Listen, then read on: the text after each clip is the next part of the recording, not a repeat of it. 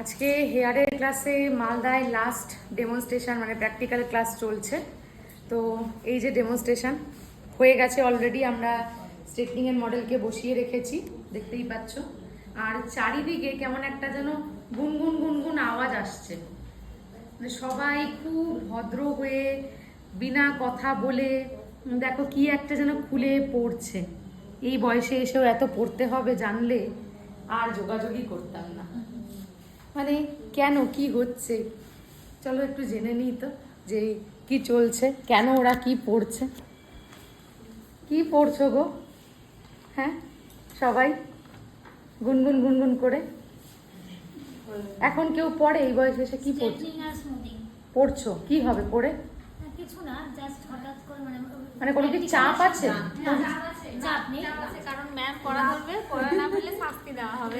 চাপ আছে তাই তো? প্রচন্ড প্র্যাকটিক্যালের সঙ্গে থিওরিটা মিলিয়ে দেখছি যাতে করে মিস না।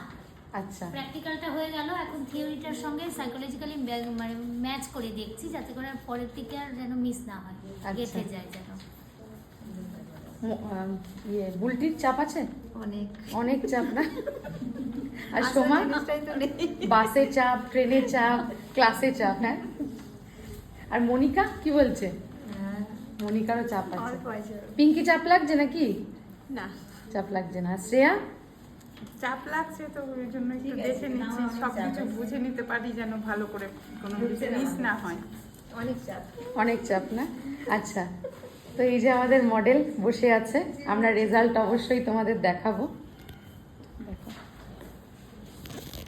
তো এই যে ওরা বলছে চাপ আছে, এই যে পড়ছে, তার সব থেকে বড় রিজন হচ্ছে আমাদের ক্লাসে কিন্তু পড়া ধরা হয় না। পড়া পারলে তোমাকে ছাড়া হবে না, আর প্রয়োজনে বাড়িতেও কল করে দিতে পারি যে যেটা বলে এসছিল এখানে কিন্তু ফাঁকি মারছে, পড়ছে না। কারণ এই বয়সে এসে কিন্তু ফাঁকি মারলে চলবে না, কারণ ইনকাম করতে গেলে তোমার মধ্যে কিন্তু ভরপুর পরিমাণে নলেজটা থাকতে হবে। তো চলো আমরা এরপরে আফটার লুক নিয়ে আসছি আমাদের আজকের ক্লাস টেমো।